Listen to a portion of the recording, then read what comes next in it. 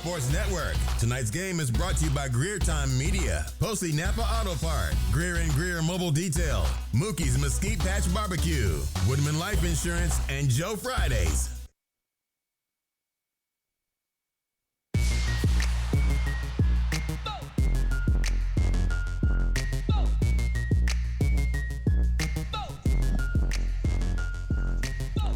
As we come to Joe Fridays this evening, once again, we got another week of Coaches Edition, and then we'll have a couple of the kids to talk to, and then we'll have our prediction show, and it's with Wallace High, and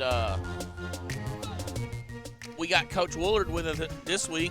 As the first week we had Coach Sandoval, last week we had Maddox. Turn it down.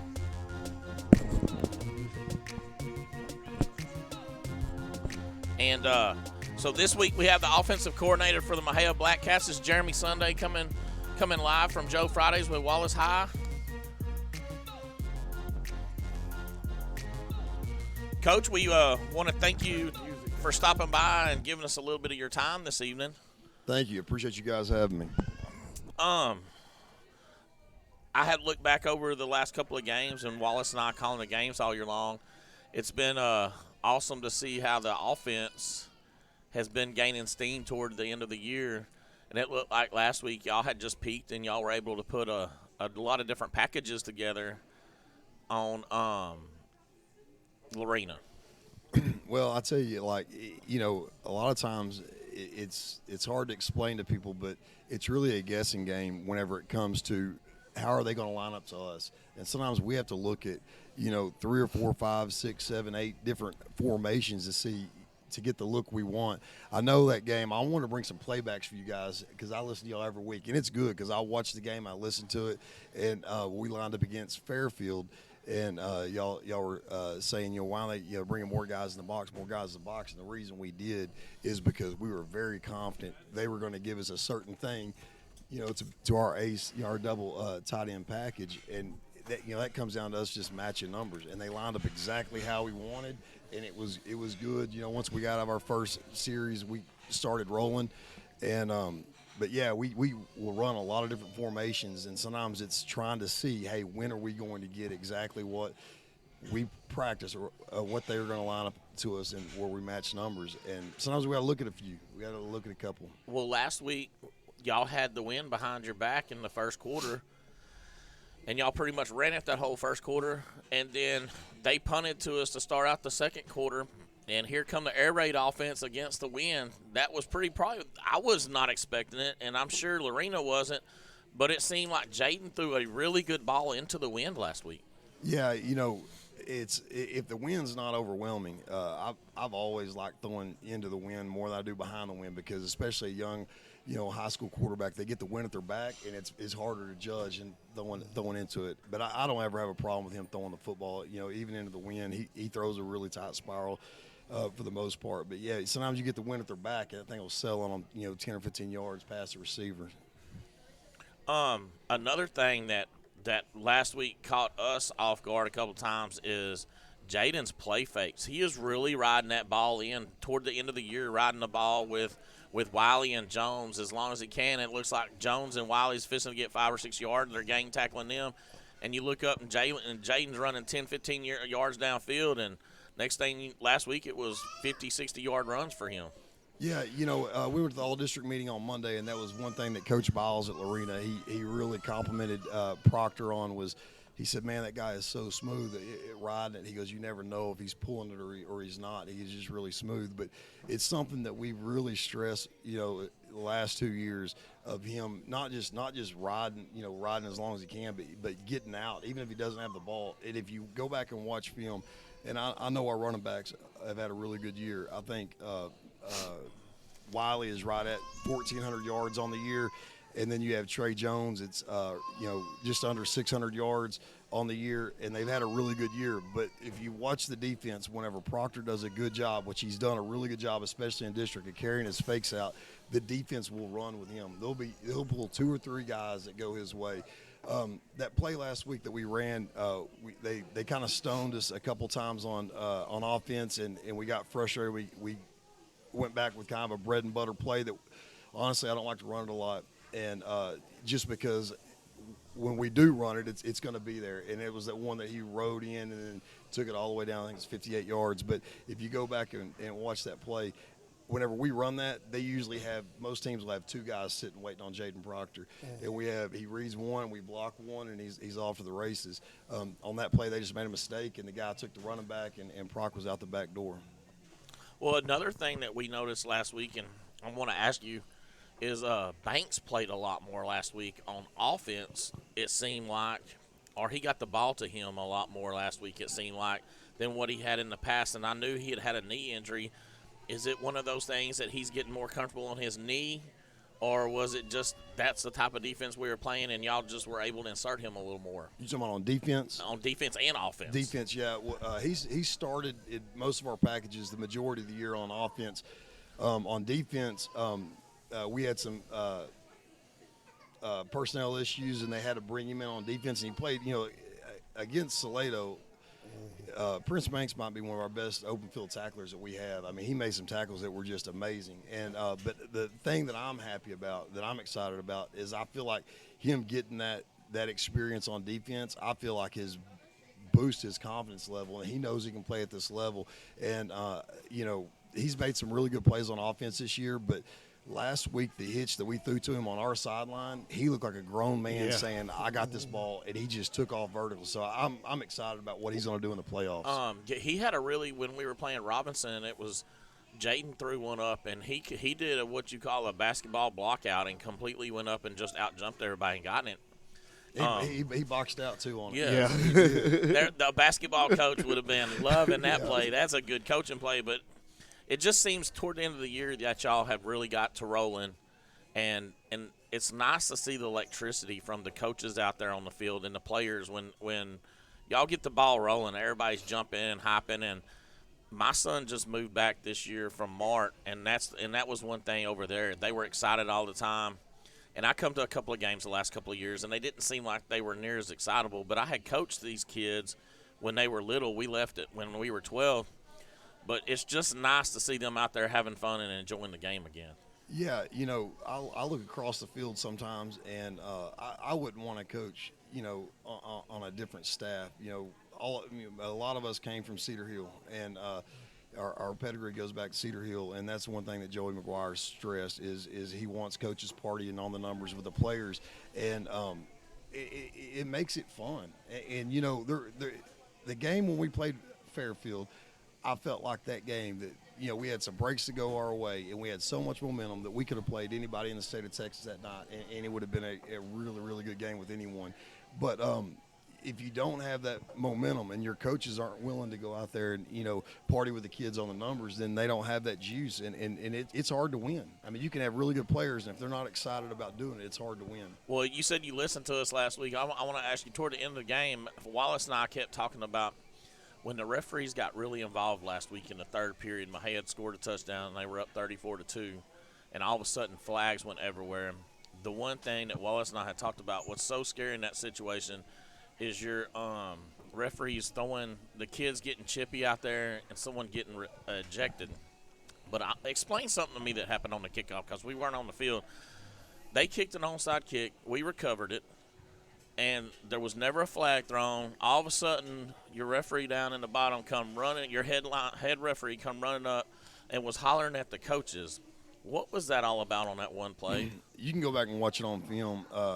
So I felt like the refs did get too involved with the game. Like, it became more about, the refs than it was us. But it's one of those things, you got to control the things you can control. And he told us that we were not out of the white on the sideline, that we weren't back. The coaches? The coaches. And so, we backed up. But I've never seen a referee do that in a football game. After the ball's been kicked, stop. He might go up there and bump into you and throw the flag and say, hey, this is my area. But I've never seen that. But it's one of those things that you got to control what you can control. And we preach that to the kids. But I'll be honest, there were times last week it got really frustrating to see some of the stuff that was going on. But at the end of the day, we got to be able to control what we can control and let the offense go out and score and the defense stop them, and that's all we can do. Right, and I think that's what we saw last week. We could see the frustration on Coach Sandoval's face, the rest of you guys' faces during that time. But then the one good thing is that you did see the kids go back out on the field and just keep playing.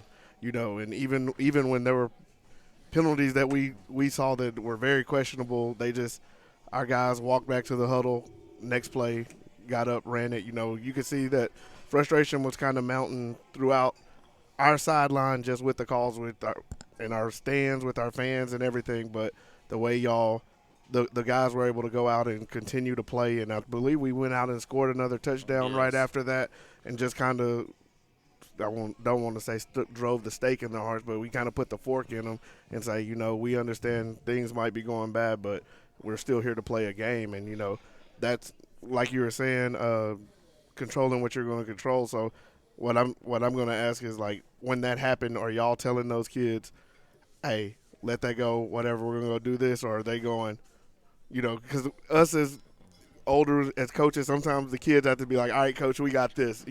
As a player, sometimes we would tell coaches, hey, I got this, coach, and go out and then they handle it. And it's good to see them handle it on the field. So just seeing what you were saying and noticing that was good. One of the things I wanted to ask about is, with coming into the season, we knew what we had in Proctor coming back as quarterback. Wiley missed most of last season with injury. Trey Jones came up from the JV. So you had a backfield, with the exception of Proctor, basically a bunch of new guys out there. And week in and week out, we talk about the talent that's out there. And we know Mexia is expected to have talent, but the way those guys have performed and produced has been, I don't want to say a big surprise to us, because that's what we expect, but I think a lot of people have been surprised about it. So what do you see out of them, throughout the year, throughout the week, that you're able to say, okay, I see that they're coming into their own, that they're getting better? Well, it's a couple of things. One is, Trey Jones. I don't want to say that he was a surprise. We just had to get him in the right element at the right time to be able to produce. That guy can go to a track meet and compete in any event. Right. And we knew he was a great athlete, but Wiley, we knew that Wiley was a really good athlete. But I think the X factor for some of the younger guys stepping up is following our senior class. Like I don't think our seniors get enough credit for the types of leaders that they are. And in the past, we've had maybe really talented kids at times that didn't want to necessarily do the right thing. And the kids that we have, and I think a lot of it starts with Jaden Proctor and Cooper, because their dads were in this situation as seniors, and they in 1989 and won the state championship. And I think they want to. They feel like they're not just playing for their group of friends. They're playing for their dads, and they're playing for the town of Mexia. And they've done a really good job of leading the younger groups. They don't put up with a lot of BS, in that locker room and stuff. I mean, they jack around their kids, but when it comes time to work, they do a great job working. I'll tell you a funny story. It was probably I can't remember what week it was, but Coach Sandoval came to me and said, hey, I think somebody might have a huddle. Somebody's huddle. I said, what are you talking about? He goes, I think some people from other towns are watching our huddle. And I said, what are you talking about? He's like, Proctor's watching like 10, 11 hours of huddle a week. I said, I've got to stay on his butt in my class and get off huddle, because that's all he wants to do is watch film. And when you have kids that are that bought in, it trickles down. So I don't think it's really a surprise that some of those younger guys are doing as well as they are. And the other thing is, as good as Wiley is, and as good as Trey Jones been, as good as Proctor is, and Trey Holman and all those guys, our offensive line are some dogs, and they've done a really good job. But again, it started with the senior leadership, Brian Luna and Jacob Kyle. Those guys have done a really good job. And Matthew Hudson, I ain't afraid to tell him this. He was a guy that I didn't know if he could play varsity football, not at center, and that guy has dominated all year. So the seniors have been a big factor in a lot of those guys' success. Right, and that's another thing that we've noticed. In being a big guy myself, I've always got stuck in the trenches. Both sides of the ball, and so I like to give my shout out to those guys up front. Just watching the way the line has played over the year, We talk about it. We're not playing itty bitty kids on the opposite side of the line. Most games we come out in, the other lines are bigger than our guys. Oh yeah. The defensive line for the other teams is bigger than a lot of the guys on our offensive line. And we talk about it how it comes out. Maybe that first drive or so, seems like the defense is able to kind of hold up against them a little bit. But as the game goes, you see our offensive line has basically been able to impose their will on people, start pushing them around, and those holes get open more. And I know this summer, since this coaching staff's been here, they've been working a lot during the summer. But just watching, coming up there, bringing my child up there every day, the numbers during the summer had grew so much this year, and you can start seeing that paying off. And There's no doubt, especially late in the game. We might not be the strongest team across the board. But as far as playing for 4 quarters, the strength and the conditioning that we have, our offensive line gets so much stronger as the game goes. And that's one of the things that we always say is we're training for deep water. Like we want to take people to deep water to where they're uncomfortable. And there's no doubt, that Robinson game, I called Power Red Base Blast, and I was joking on the headset because I called the exact same play over and over and over, and it was I said, man, how many times did I call that? It wasn't a play that we even thought was going to be that good, but by the second half, in the fourth quarter, I think we had 18 plays in the fourth quarter, and I called that same play 12 times, and we had like 100-something yards off of it. And it was just our offensive line imposing their will. But, yeah, they definitely get better as the game goes. There's no doubt. Well, the one thing I did put Sandoval on the spot, and I'm going to ask you the same thing. Sitting here now, it's the end of the year. When you looked at the beginning, they had Mexia being 7th in district.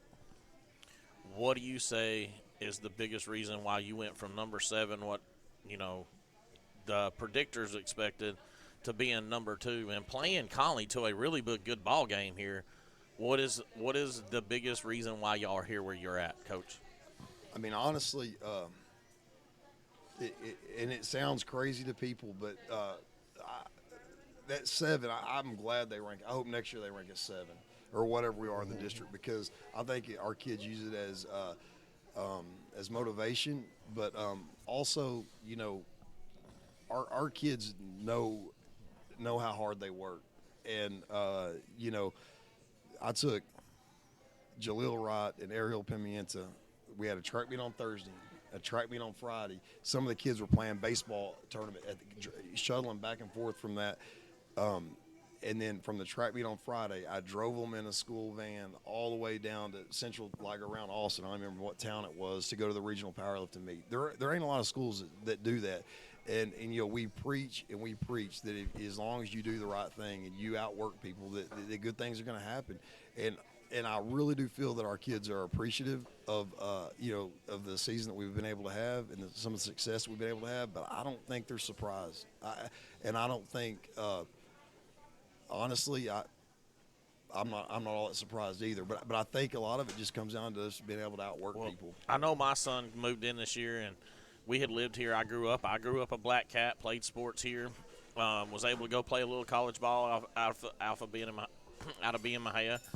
But my son has really been happy this year. He comes home every day and was telling me what's all going on in practice, and that's something that he's never done. So y'all have been able to reach him, but I think – in that, I can say as a whole, by watching y'all on the field, y'all have reached a lot of those kids, and it's good to see them having fun out there. And when you're having fun and you're winning, it's real fun, especially your senior year. It fixes a lot of problems. Yeah, if you're winning and having fun. But, what we have to do is in the off season, and we try our best. Like on Fridays, we compete, but we have to figure out ways to keep guys engaged 12 months out of the year. And when football season comes, it's a long day. It's tough. We ask kids to come out there and practice, for a couple hours, go to the weight room before, and then, go home, do the schoolwork, go to bed, and come up and do it again. It's hard. But we have to, we try, and I think we've got to even get better in the off season of mixing it up and having more fun. But, we do competition and stuff like that. And in 7-on-7, we do that towards the end of the school year. But, yeah, I mean, we need more kids. That's what we need. We need more kids coming out. I mean, it's it's still frustrating to see kids walk the halls that should be playing football, but for whatever reason don't. Do you try to reach out to those kids try. as a coach? And We do. We try to get as many kids to come out as we can. And the best thing that we did last year in the off season is we combined all the sports. And it was something we do. It's pretty cool. It's like a coach has like 8 kids in their group. Brian Luna was in my group, and then we compare coaches to each group. Like my kids, we got 22% stronger than your group or whatever. We rank them. But the soccer team came in and lifted with us, and it's so funny because Sadler is he's a huge advocate of the weight room now. He'll say, hey, y'all gonna be in the weight room because if not, my guys missed the weight room yesterday. We got to go for soccer. But in the off season, he saw that the success he had on the soccer field. But we do that, and I lost my train of thought. But we all these different groups work out. Well, the kids that never worked out before, they're over there in the newbie group, and there's a lot of soccer players, and baseball players, and they don't play football.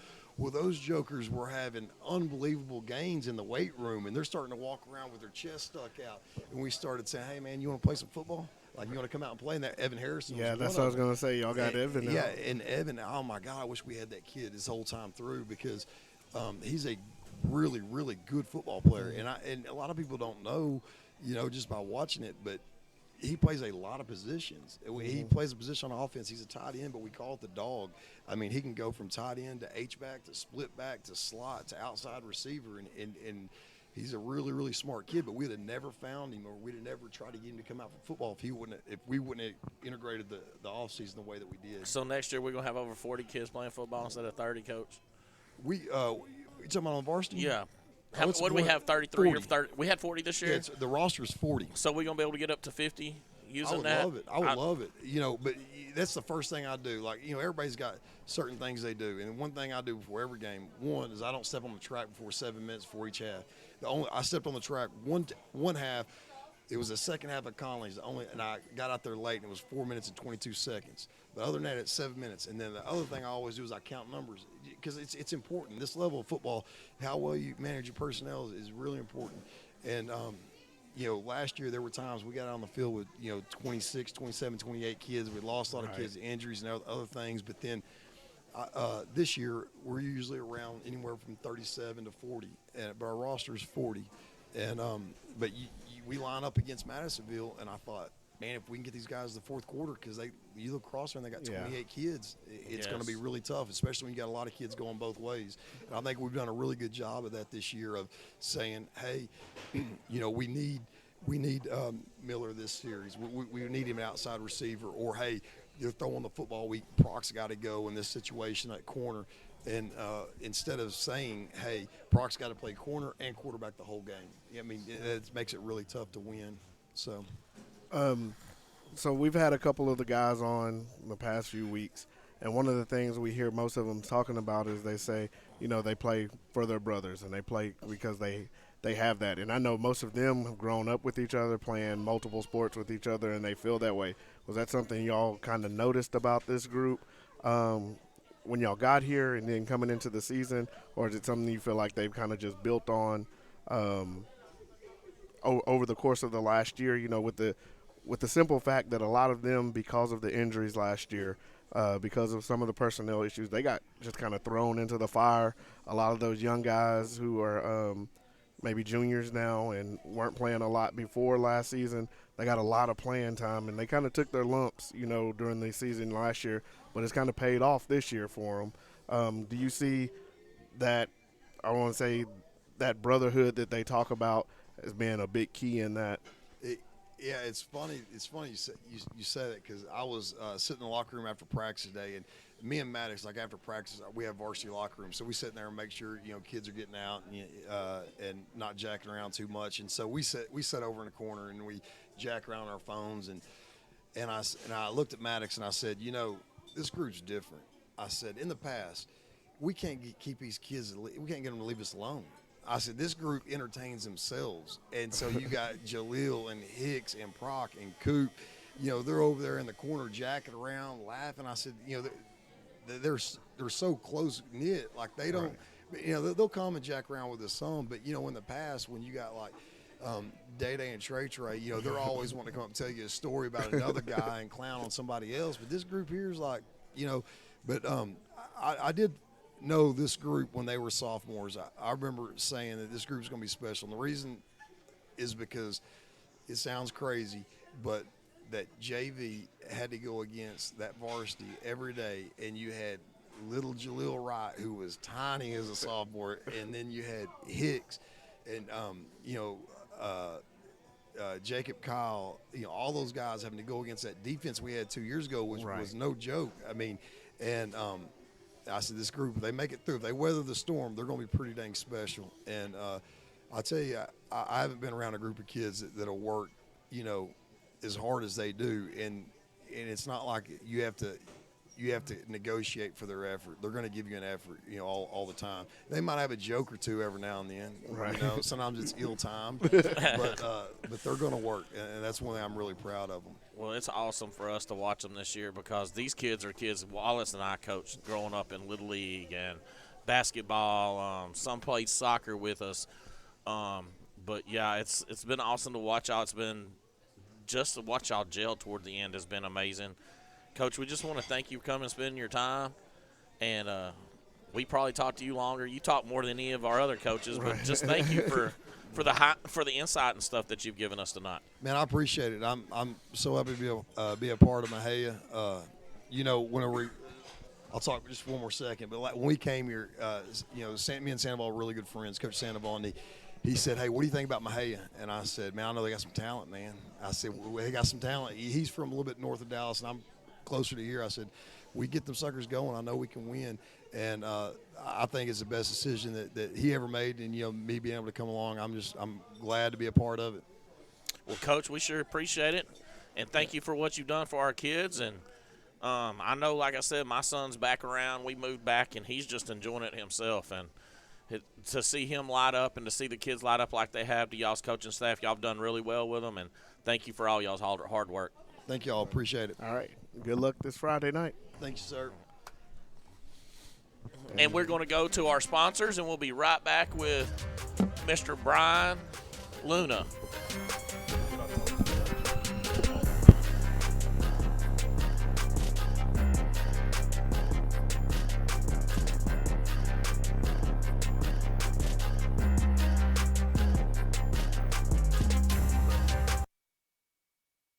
You're listening to Mexia Sports Network. Tonight's game is brought to you by Greer Time Media, Posey Napa Auto Part, Greer and Greer Mobile Detail, Mookie's Mesquite Patch Barbecue, Woodman Life Insurance, and Joe Fridays.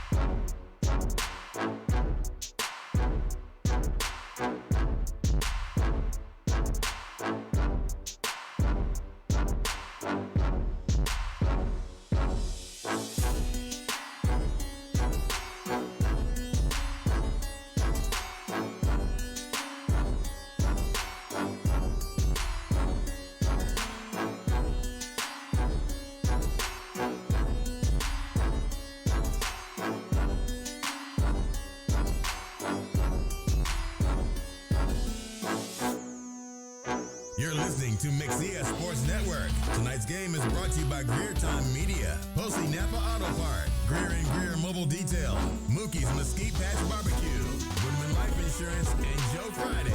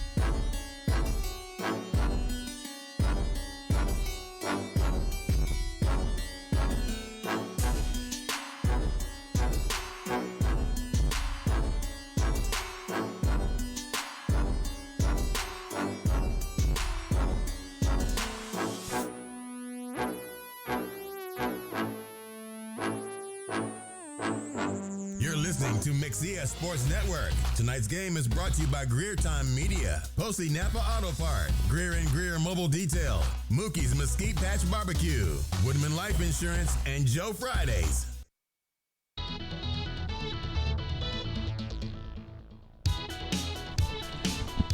All right, as we get back to Joe Fridays, we just got finished with Coach Woolard, and he was the offensive coordinator for the Black Cats. Come in and had coach a show with Wallace and I. And now we have Brian Luna. He's a senior that plays for the Black Cats this year, and his partner wasn't able to make it. We have, bad traffic in Mexia, kind of like Dallas traffic, so he got caught in traffic. So but we're just going to have Brian here, so he's got to talk twice as much as everybody else we've had on here. But Brian, as being a senior for the Black Cats, what has been really special to you about this team this year? Oh, man, that's a lot. Like, this year, I don't know about this year. Like, we went hard this year. Everybody, they just, in the weight room, we've been grinding. Just talking about going to playoffs, trying to go to state. So, yeah. So who's your position coach that you have to go into coaches' meetings with and deal with every day? Coach K. Coach K. Yes, sir. Does he mind hollering at y'all?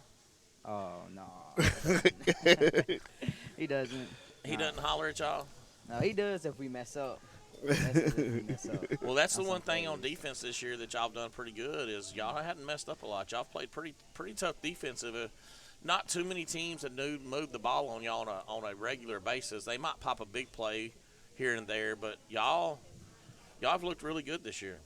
Yeah, yes, sir. Thank you. So are you on offense? He's on the offensive line. Oh, Yes, my sir. bad. He's one of the ones that we always have to remember to look up. And I'm going to tell you right now, I apologize because I probably mispronounced your first name.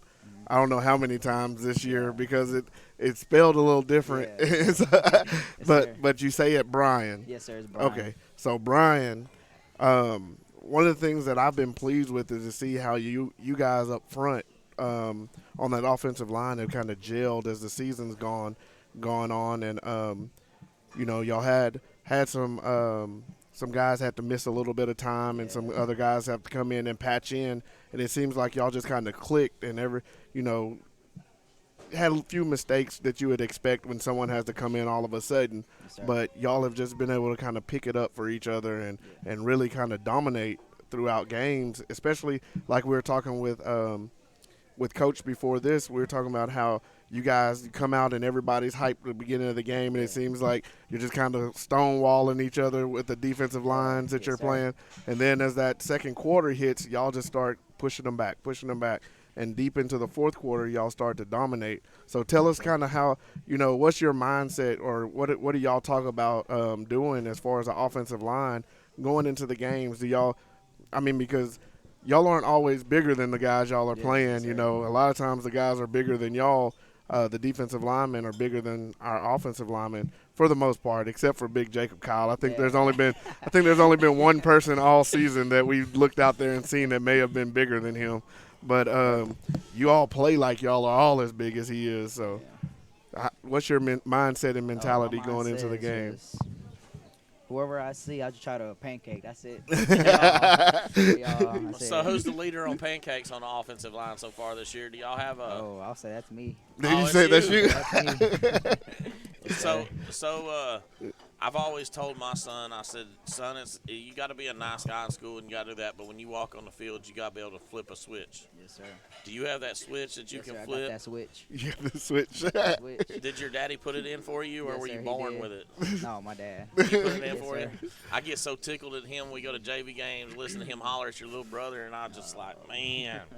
So I imagine you being the oldest. I'm way tougher on my oldest than I was my second and third. Yes. So I'm sure he was really tough on you, hearing how he hollers at the Yes, sir. baby He boy. is.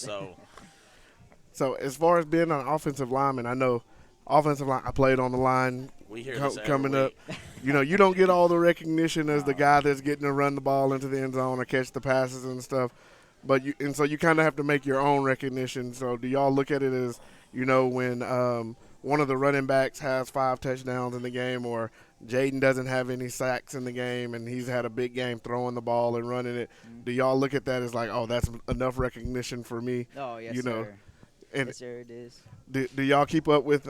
You talked about loving those pancake blocks. You know that was. If you're a lineman and you don't really understand, if you're not a lineman and you don't understand what he's talking about, a pancake block is when you take the person that you're blocking and you put them on their back. And it's a great feeling, right? Yes, sir, it's a great feeling. I know we used to keep a chart of them and we'd see who'd have the most at the end of the season. I don't know if you guys do that, but do y'all kind of go after the games and stuff and try to see who holds bragging rights? I mean, like when we you're just, watching film, yes, being sir. like, hey, I got that pancake. I got more pancakes than y'all. Yes, sir. That's what we be doing. Sometimes we be like in the game. We be talking about in the bus to see who got some more pancakes and booms and stuff like And that. booms. Yes, sir. What are y'all? What are booms? Or it's like if they're like saying and Jaden's going down the line, we run out there and we try to hit somebody. Oh, try to knock okay. them down. So getting big Yes, hits. sir. Oh, Trying to okay. get big hits. Gotcha. So you know, one of the things that we like to always talk about is seeing you guys getting out there and like you said, getting out ahead of Jaden or one of the other guys that are running the ball out there, and y'all get those what you call the boom hits. Yes, sir. And to see y'all, because what I've realized is, you know, you're not the biggest of guys. You know, all of y'all aren't the biggest of guys, but y'all move very well. Yes, sir.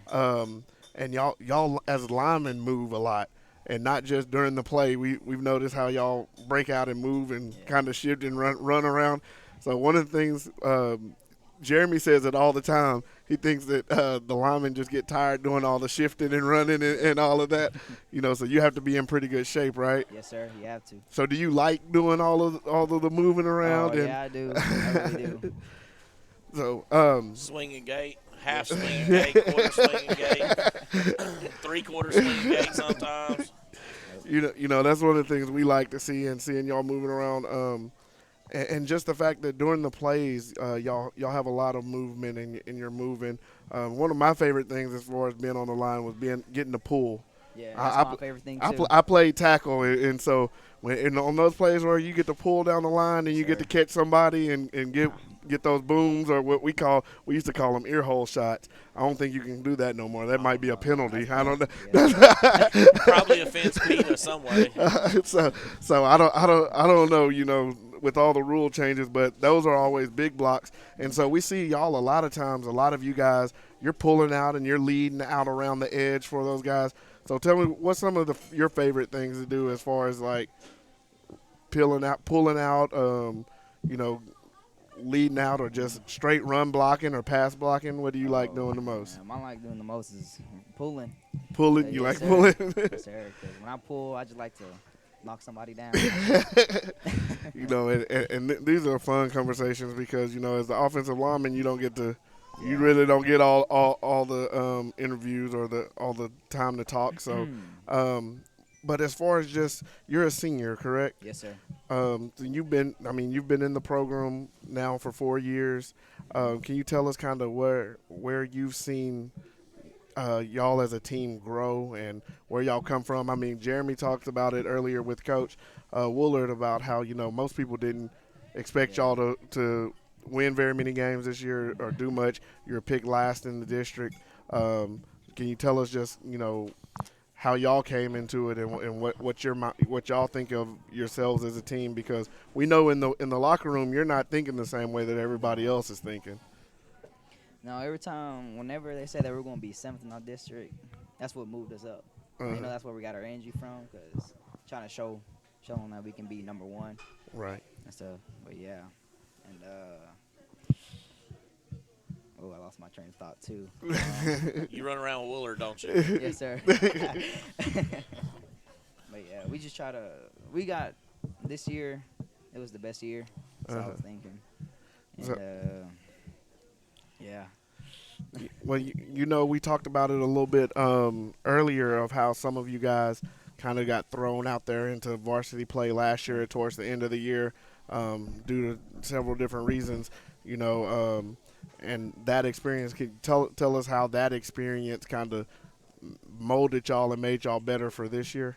Oh, it got me better. I'm not gonna lie, it did. I was kind of scared at first because playing in varsity, I thought because they're big dudes and I was kind of small, and it got us all better. Mm. That's it. So, Sure. I mean, y'all have a big game. You know, you gone from a couple years ago. I know you were a sophomore, seeing that team move into the playoffs, and then come back last year, and things didn't go as it was planned. With a lot of things that happened throughout the year, and then this year you guys got back on track going back into the playoffs.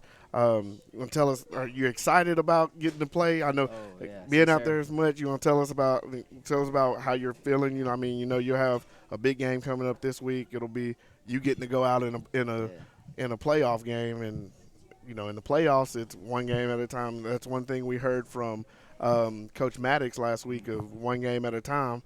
And playoff time, it really is just one game at a time. So new season. You know, everybody. There's one thing we've always heard: when playoff starts, you're 0-0. Yes, sir. So what are you thinking? You know, how are your emotions coming for you right now? I'm excited to play in the playoffs. But yeah, we gotta every week's 0-0. Right. Every week. So we're trying to go 6-0. Yes, sir. We trying to go 6-0. Ain't nothing better than playing on Cowboy Stadium. Yes, nothing better than that. We start off going 1-0 this week, Yes, right? Sir. I mean, have y'all? You know, I know you watch film on the other teams throughout the week and getting yourself ready. Have you seen much film on your opponents for this Friday? Yes, sir, I did. You know, and we always talk about it. It seems like every week we come out and we talk about how every other team's got a bunch of big boys out there, you know, and y'all just really haven't cared about how big they've been, you know, and y'all have gotten out there and played and blocked whomever stepped up to the opposite side of you. Do you think you're going to see anything different from your opponent this week? No, sir. I'm not going to see anything different. You feel like you've seen a lot of stuff this year. Is going to be ready and prepared. You ready to cornhole and pancake somebody? No, I'm ready. I'm ready. Ready for Friday. You ready? Yeah. Yes, sir. and so, you know, you've talked a little bit more than what we got last week. Yes. So even though you're by yourself, you know, one of the things that we like to talk about is how this isn't just us talking to you to kind of get you prepared for having, you know, talking and interviewing further on down the road. But we want to thank you for coming out and being with us. Yes, sir. One thing we always ask Jeremy before we go, if you don't have anything else to ask him, is do you have anything you want to say as far as any shout outs to your family or anything? Shout out to my dad. He made me better. And to all my coaches and Coach K. More, because I knew him since freshman year. He worked on me a lot to make me a better person. Shout out to them. Well, sir, we are so glad that you came and sit down with us, and thank you for all the words that you gave us. We got a lot more words, like Wallace said, than we have in the last couple of weeks. But we just want to tell y'all good luck, and we'll be there to call your game on Friday night. And, you know, your dad probably already knows this, but any games that you want to listen to us, you can get on YouTube and listen, and we live stream some of them. So thank you for your time. Right. Look forward to watching you Friday night. And you can give Dawson a hard time about getting stuck at the 3 stoplights we have in town. Well, we're going to go back to our sponsorship, and we'll be back with Vance Rose and Wallace High and Jeremy Sunday to finish up the prediction show on this Wednesday night in Mexia, Texas at Joe Fridays.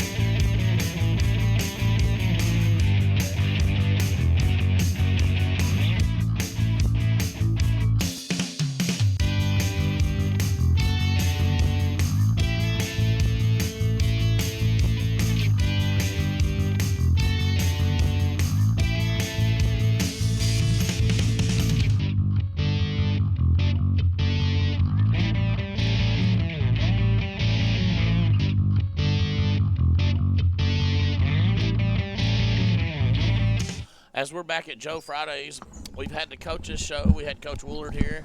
Then we had Brian Luna here with us as one of the players. And now we got Vance Rose with us to finish up the predictions. That's Wallace High, Jeremy Sunday, and Vance Rose. And we don't have quite as many games as what we had been having, gentlemen.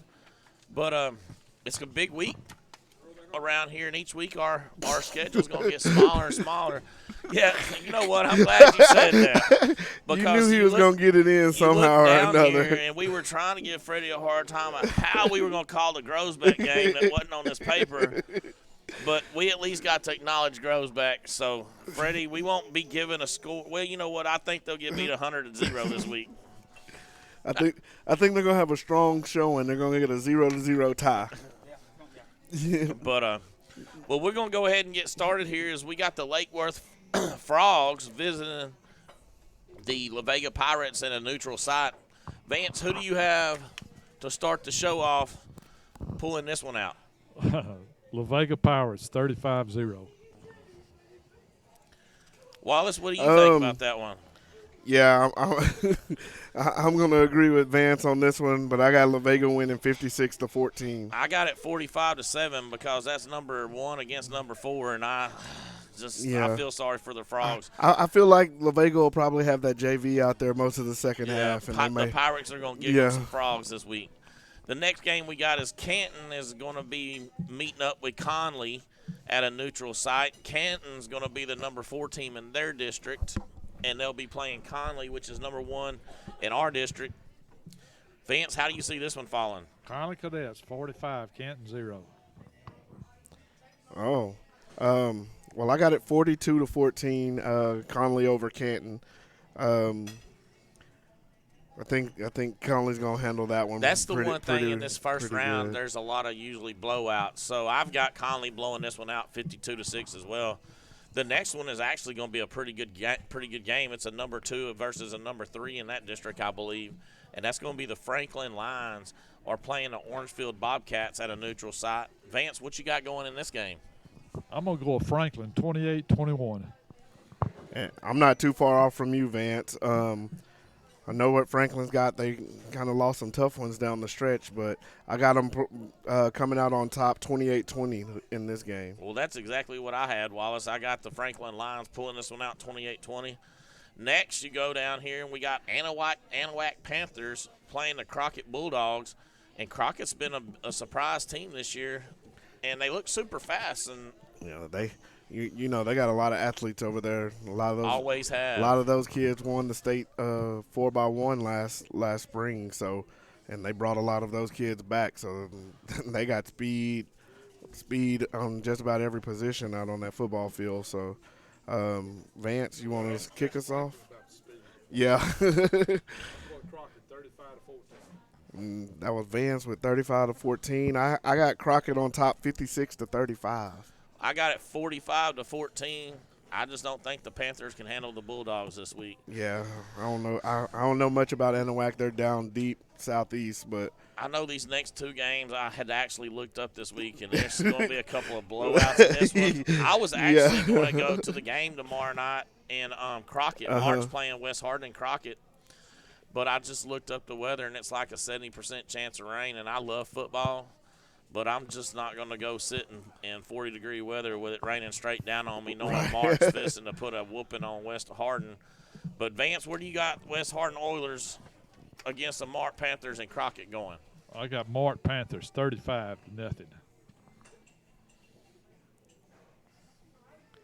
Oh, 35. You must figure it's going to be over and they're going to sit everybody. Then I got Mart on top. 63-7. I got them 68-6, and the only 6 is going to be when the JV gets out there. So maybe when the band plays. Yeah, when the band plays. The band scores twice. For sure. The next one, this will be a good game in about the 3rd round if they keep going the way they're supposed to. Grapeland will be playing Mart in 2 weeks, but Grapeland's got frost this week, and I know it's cold out there, and that's when the polar bears like it, but I just don't see them hanging with the Grapeland Sandies this week. Vance, where you got this game going? Well, I got Frost, 28-21. The polar bears are not hibernating. I I got Grapeland coming out on top 42-7. I got it 42-13. Last night I went to Buffalo and watched Wortham play in volleyball, and Bremont edged them out last night. But I got to talk to a couple of the Wortham coaches, and I sat with Scott Batts, and we talked a little bit about the Wortham Bulldogs this weekend. Those fans down there have got Wortham pulling this one out. They think they're going to go to the second round of the playoffs, and with the confidence that they exuded in me last night, I'm going to go with them. Vance? I'm going with them 28-7. Well, I'm going with them also 21-14. I got it 28-14. The next one is one of those fun ones that we talk about every now and then, Wallace, and it's a 6-man football game. Oh, yeah. And the Leverett Chapel Lions are going to meet at a neutral site for the Avalon Eagles. Avalon's ranked number 9 in state now. And that game, I believe, is going to be over with about halftime. Yeah. But, Vance, where do you see that game going? Well, I'm going to go with Avalon, too. I'm going to say 68-30. And, Avalon's been rolling this year.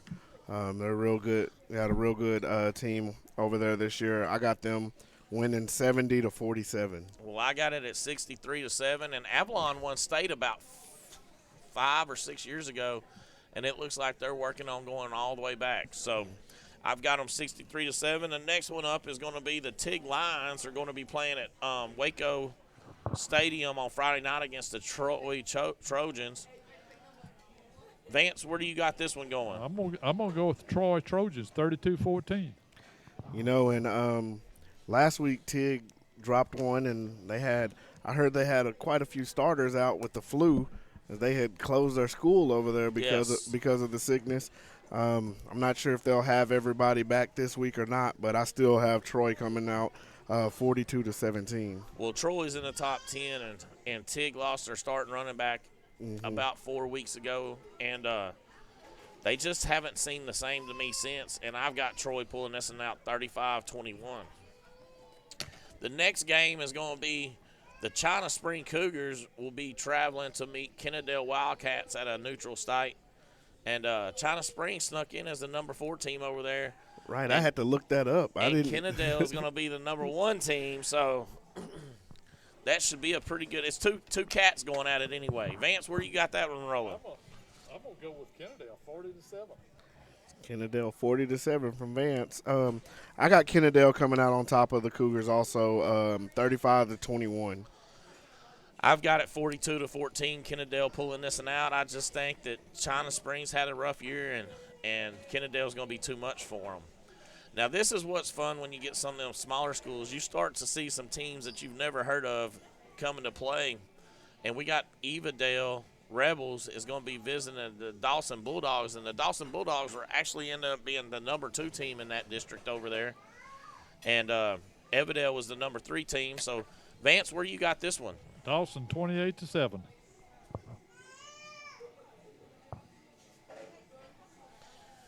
I've got Dawson pulling this one out 28-17. I got Dawson coming out 42-28.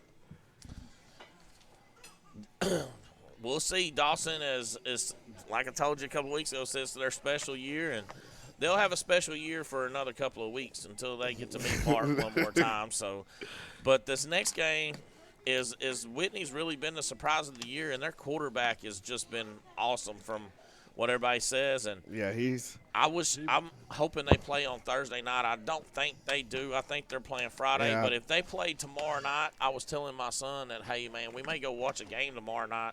Yeah, and you go east, it's going to be raining. If you stay west, it's not supposed to rain. So yeah, I'm lucky enough to know the little quarterback from over in Whitney, and he's got some black hat ties.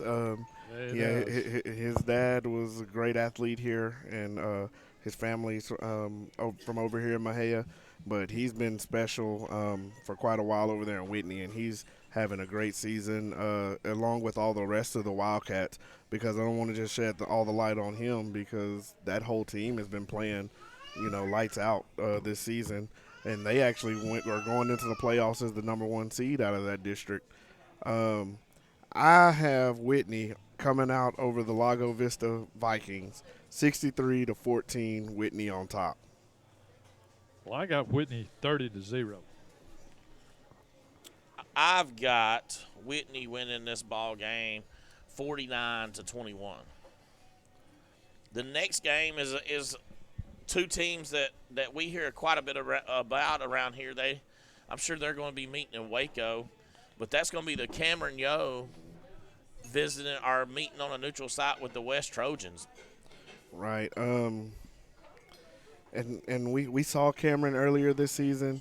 We know that they're a good team. And they're ranked 8th now. West has kind of been up and down this year. Vance, what do you got? I got Cameron 28-12. I have Cameron 35-21.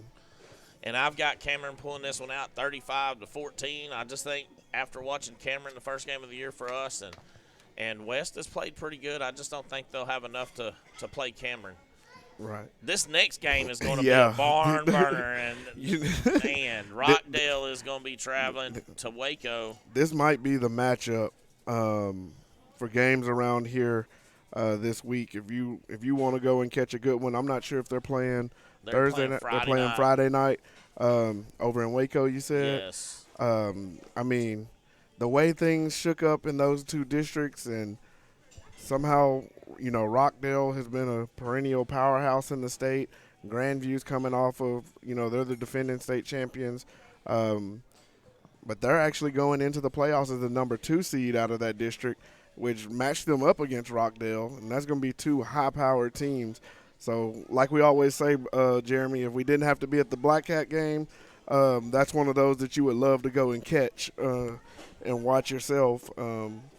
But I have Grandview coming out on top of Rockdale 28-27 in that one. Yeah, Rockdale's really fast, but the Zebras have been really tough. Vance, where do you got? I got Grandview 35 over Rockdale 14. I got this in being a 35-28 ball game. I think it's going to be really close, but I think Grandview's just going to have a little bit too much in the end. The next one's going to be one of those 6-man football games, as we had talked about, just lots of fun before we get to our district. But Milford will be playing Union Hill at a neutral site. And Milford did drop out of the top 10 this week, I seen. So, Vance, where do you got Milford and Union Hill falling at? Milford 68, Union Hill 42. And I have Milford on top of Union Hill 60-40 in this one. I got it 73-20. I just think Milford is going to, after losing last week, they're going to be in a bad mood, and they're just going to come out and show everybody, hey, we're here to stay. Well, the next games is going to be 3 from our district. We'd already gotten to Conley, but Salado is going to be traveling to play the Rusk Eagles at a neutral site. Vance, that's a long drive between them, so they're going to be playing somewhere, should be playing somewhere around here. Yeah, we were trying to figure out where they were going to meet at to play this game. Surely they wouldn't have gone to Palestine. We were wondering if they would go down 45 or if it they just were going shows Tiger Stadium. Well, that's not Palestine. Is it Centerville? Maybe they are playing down in Centerville. Tigers. So, where do you got that game falling, Vance? I got Russ. Salado 28-21 over us. I have Salado 28-20 over Rusk. I had Salado winning this game 28-14. I just think Salado's going to pull it off. The next we got Willis Point Tigers are going to be playing the Fairfield Eagles at a neutral site. On here it just shows Brucefield on here. Is it going to be Bruceville Eddie's football stadium? Maybe so. But Vance, well, where do you I have? don't think they would go to Bruceville if they're playing Wills Point. I don't think so either. Will's Point's up there northeast of Carthage. Yeah, so you'd think it would be somewhere more in East Texas. Wallace, not Wallace, but Vance, where do you have this one falling? I got Fairfield 28-14. And I have Fairfield coming out on top of this one 35-30. I've got Fairfield pulling this one out 35-21. And then the one that we will be at in Cedar Hill will be the Bullard Panthers versus the Mexia Black Cats. Vance, what do you have the Cats doing this week? Black Cats 28, Bullard 7. I got Mexia 35, Bullard 14. I got one even bigger. I got Mexia 42 and Bullard 7. I just think Mejia's ground game is going to be too much for them. And the kids seem to be really pumped up this week. And, I mean, Wallace, Brian talked more than the last two groups all together. So, Right. I mean, they're excited. They're ready to go. You know, some of these kids, they hadn't been to the playoffs, so it's going to be a new experience for them. They're excited to get there and see what it's all about and be out on the field. One thing we know, we're going to be playing at Cedar Hill, so they won't be too surprised because there's going to be red and black everywhere, just like they're used to here in Mexia. So It'll be two cats. right, you know, and so I think they'll be prepared and ready. I've talked to several of the guys here throughout the week, and all of them are excited. They're ready to get to it.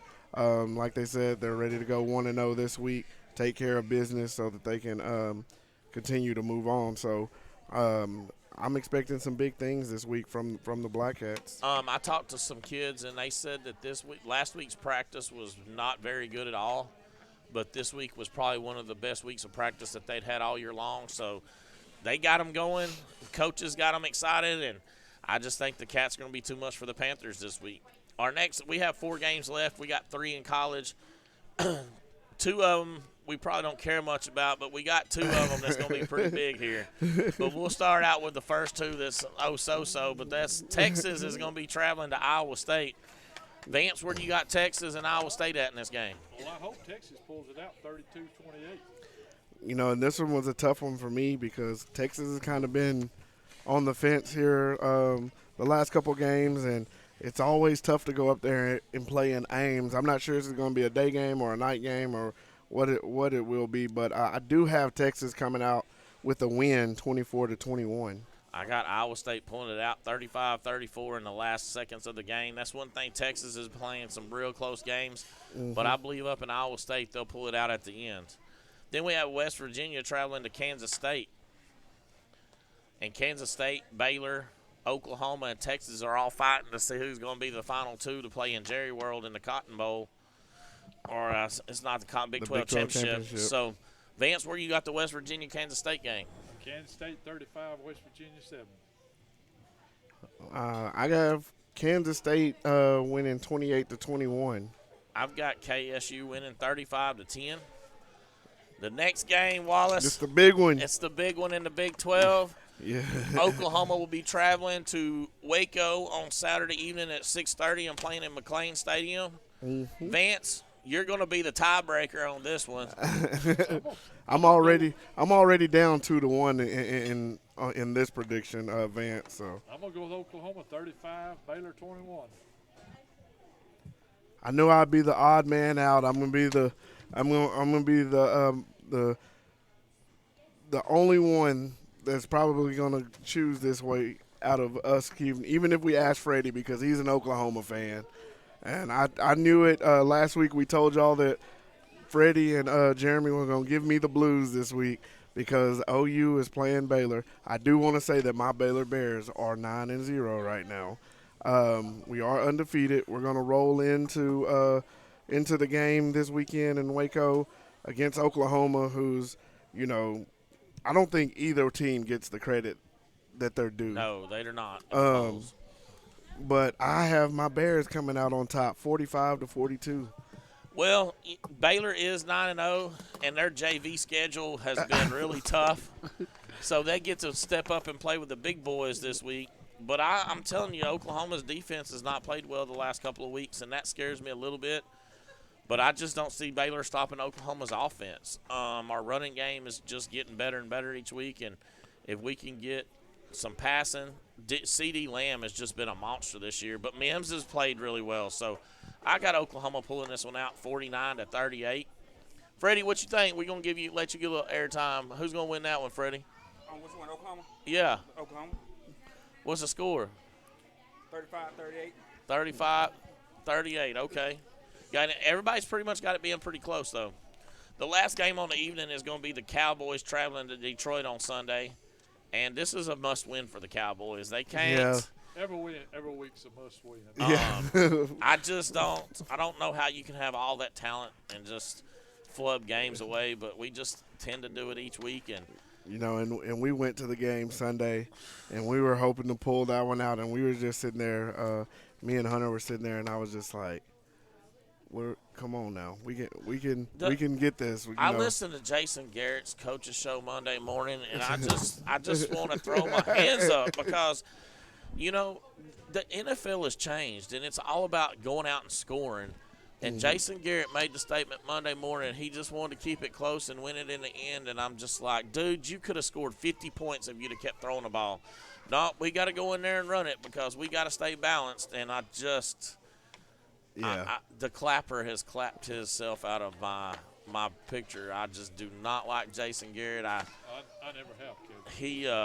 He doesn't want to just go win a ball game. He wants to keep it close and win it in the end.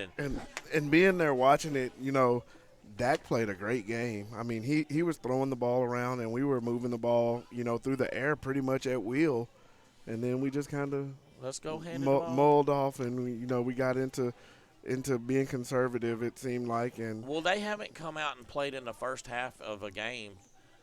Well, they played Philadelphia game, but you go back 6 games, and the Philadelphia game's the only game they came out and played in the first half. Yeah, they found themselves in an early hole, you know, down 14-0, you know, before they even seemed like they got going, and that really kind of hurt as you look at it and got down to it, because it was a 1-score game, and they could have easily pulled that game out and come out on top by a good. They had 2 chances. Good little margin. I mean, Miles Austin could have returned that to the house, and he fair catch. And then you listen to him today, and Jason Garrett said, "Well, in that situation, we probably needed to fair catch that, but that's up to Miles Austin." And then Miles Austin come in his interview and said, "I was told to fair catch that ball." Right. Yeah, so that right there just tells you that the team and the coaches aren't on the same page, and let's get into the end of the year, and they're going to have to roll off 3 or 4 wins in a row if they're going to keep Philadelphia out from taking the division over them. But, Vance, what do you got to score for this one? Well, I'm hoping Dallas. I got Dallas 35-21, but I went for them last week, and that didn't work. I think we all did, Vance. Dallas hasn't beat anybody this year with a winning record. Right, and that's kind of scary. Well, Matt Stafford will be out, so that's going to help a little bit for the Cowboys. Yeah, I actually got the Cowboys winning this one 27-17. I've got the Cowboys 35-23, and that's going to wrap up our 2019 first playoff round prediction show brought to you by Wallace High, Vance Rose, and Jeremy Sunday. Want to say a shout-out to Joe Fridays for allowing us to come in and do that here at their restaurant. Wallace, you got any closing shots? You know, it's been good. It's going to be exciting to see this first week of playoffs as it pans itself out. And like always, go Black Hats. And sick 'em Bears. Go, go. Sooner Schooner's going to be rolling next year.